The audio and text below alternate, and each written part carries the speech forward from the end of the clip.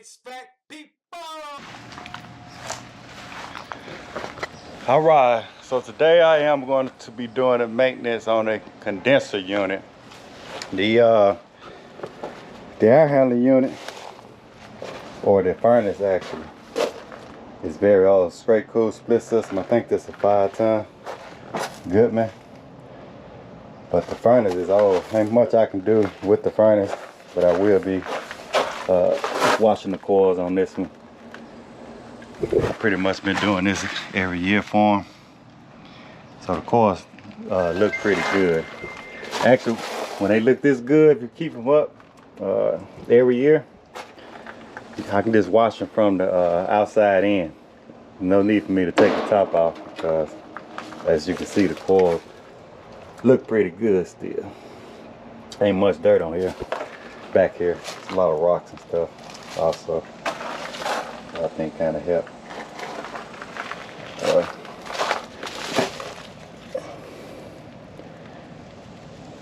And that kind of can't. Need to put another piece of insulation. So I ripped it off. So yeah, that's what I'm gonna do. May start by checking the electrical first.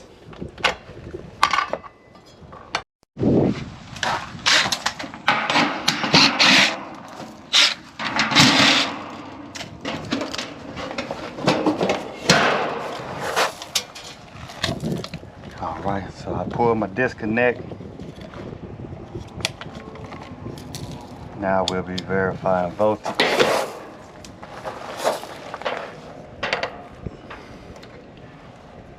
We got 0 from leg to ground.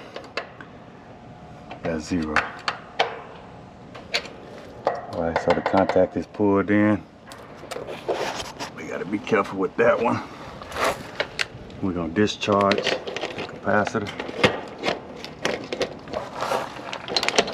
with our drill. So the purple and the red is common. The brown is the fan, and the yellow one is the contact.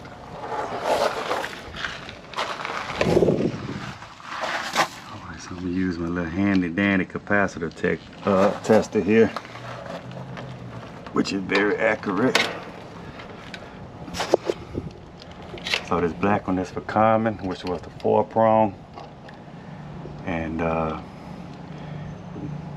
we're gonna go from 0 to 100 microfarads, which would be the compressor or the herm. And then I got a 68.3. We can use this 0 to 20 for the fan. Alright, so I got a 4.8 on the fan and a 68 for the capacitor.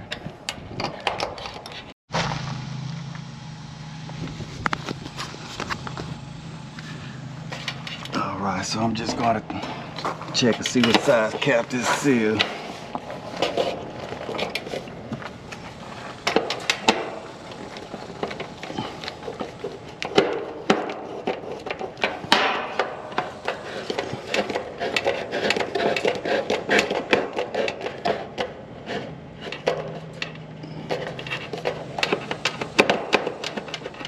Alright, so this is 70 by 5, so this cap is good. I think we had a 68 in the 4 something. Alright, so we'll go back with the yellow as herm.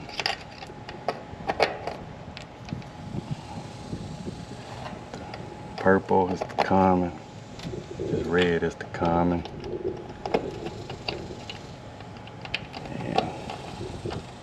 One is the fan.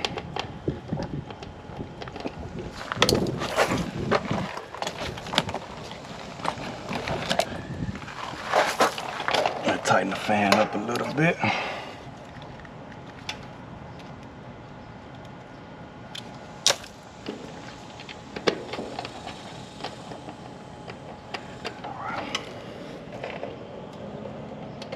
Alright, so it's calling for cool.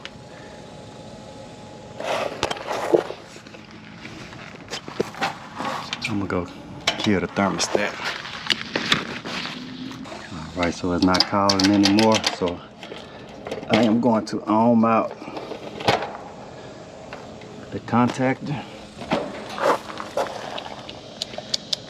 Hopefully we get about a 15 on the ohm.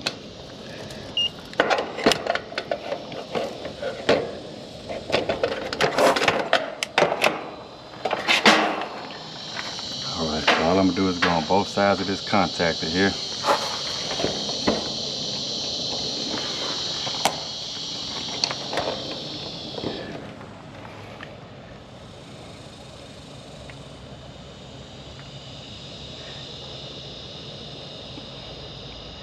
Got about 20 ohms, a little bit on the high side, but I'm gonna call it good. I'm okay really anywhere between 10 and 20. But that's kind of on the high side. And all we're doing is really taking the integrity of this coil or the copper windings back there. All right.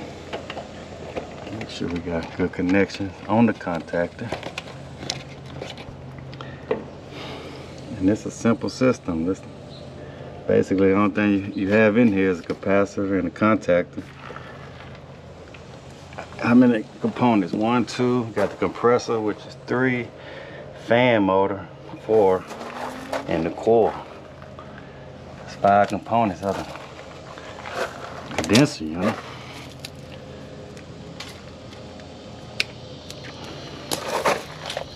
All right.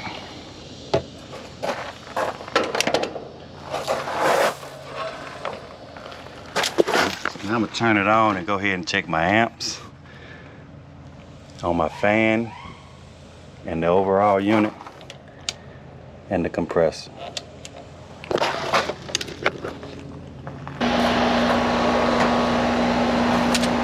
All right, so let's check our ratings first.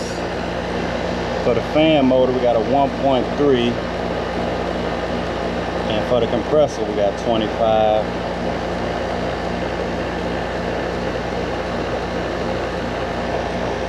Minimal circuit amp 32.6.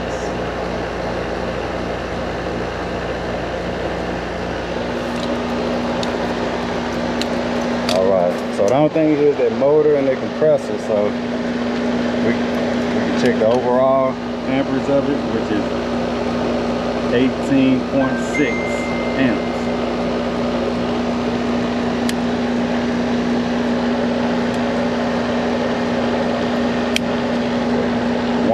.3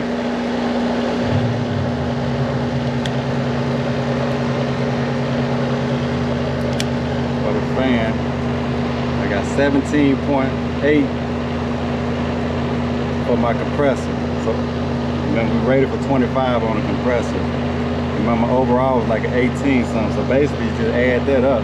Add your compressor and your fan. But you got 18 on the compressor and 1.2 on the fan.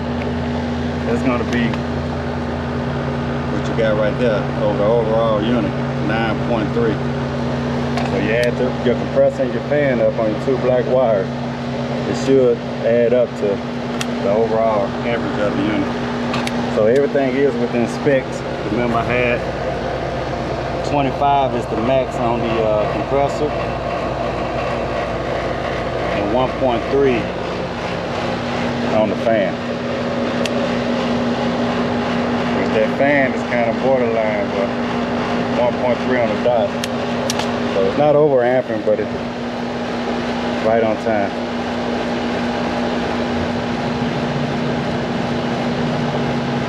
All right, so I'm gonna get set up and get ready to watch the unit.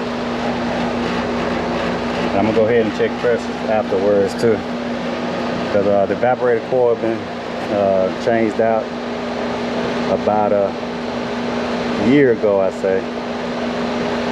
And, so the homeowner wants me to check the pressure, but we should be Somebody good. said they were bored, and I'm feeling you. I'm feeling you. I'm feeling you. You're bored. I'm feeling you.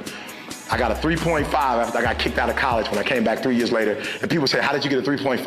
I got a 3.5 when I came back to college after getting kicked out because I had my first child. And when I came back to school, I wasn't going to school for school. I was going to school for my boy. My granddaddy was a high school dropout, my daddy, and I was a high school dropout. And I figured that if I at least graduated from college, that he would have to graduate from high school. I would be an example. So when I came back with a vengeance. I was driven by a purpose. I'm telling you, you'll never be what you're supposed to be. You'll never have what you're supposed to have. You'll never ball out until you got a purpose for why you do what you do.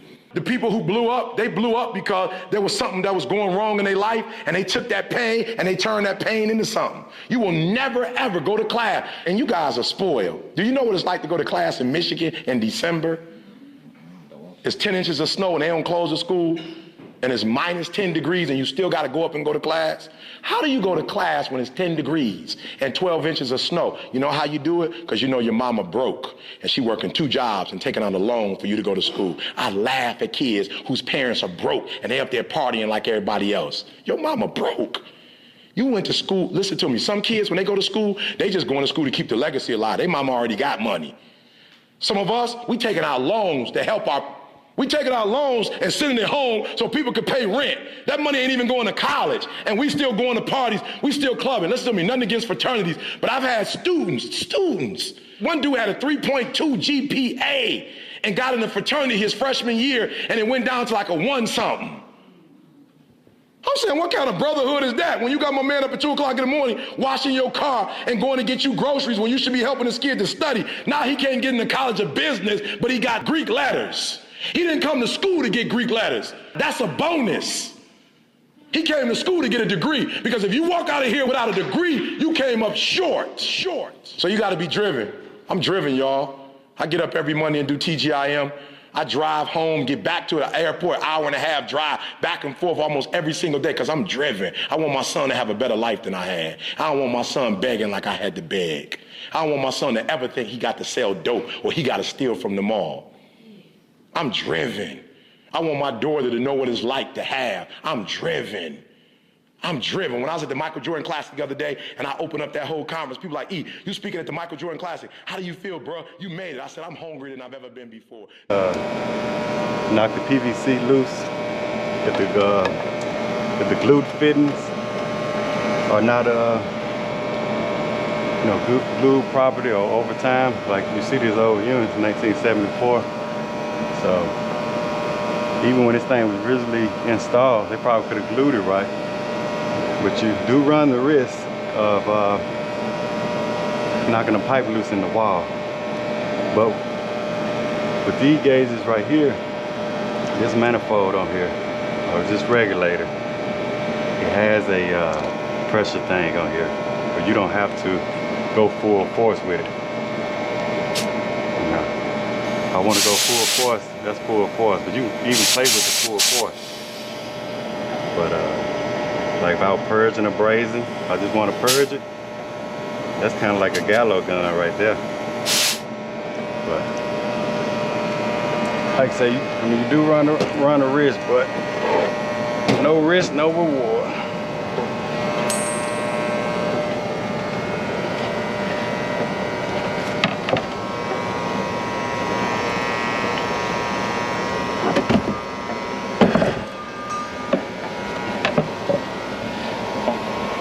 I'm gonna hit up. I would like to pour some water here too. Really no valve on here for me to cap it off, but I'm gonna go ahead and hit it anyway.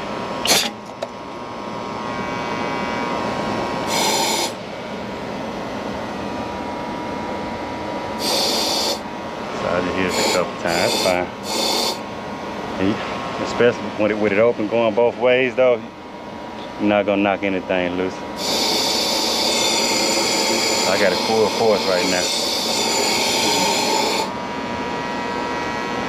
Alright, but that should be good. There's no trap on here. But that's fine. Somebody say, why there ain't no trap on there? There ain't been one on here since 1974. It's fine. We gotta recreate the wheel.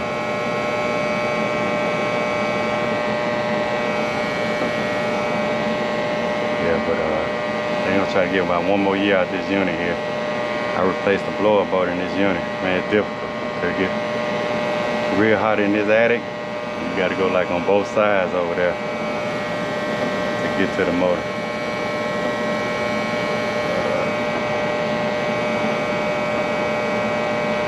Yeah, if this thing fail again though, they're gonna have to replace it about that time. About that time. All right, let's go check some pressures.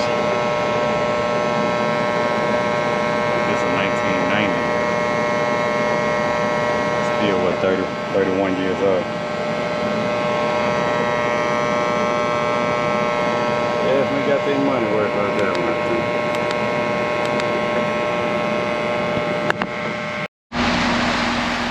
Alright, so I'm gonna wrap this one here up. We got 10 degrees superheat and about 12 degrees subcooling.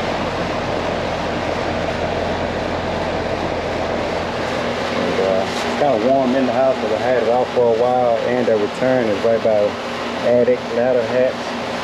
So it's kind of warm in that area right here, but everything looks good. So I'm gonna go ahead and I like to do a screenshot of this right here. If I can on my main, so I got a time stamp. So what I want to do is in my House Call Pro app.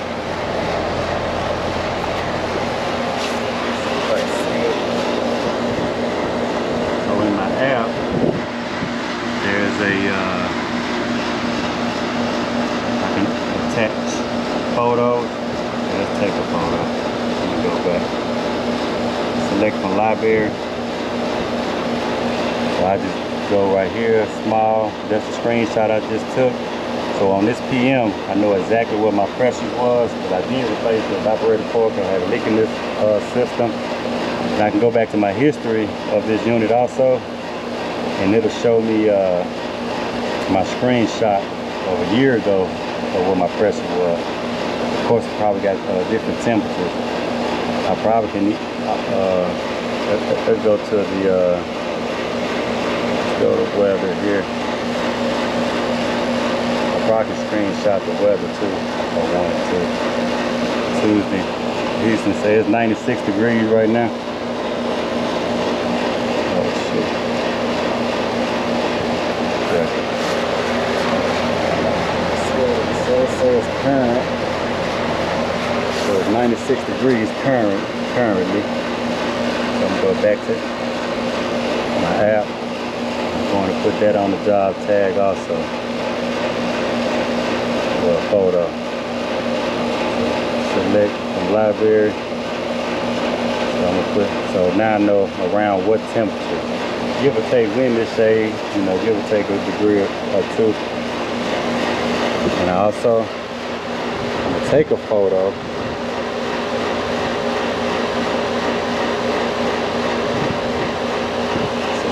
Not let me take a photo. Probably got to give it permission. So I'm gonna take a photo of this line set right here. I'm gonna recommend that to the homeowner so they can see that when they get their invoice. So I'm gonna add that one also.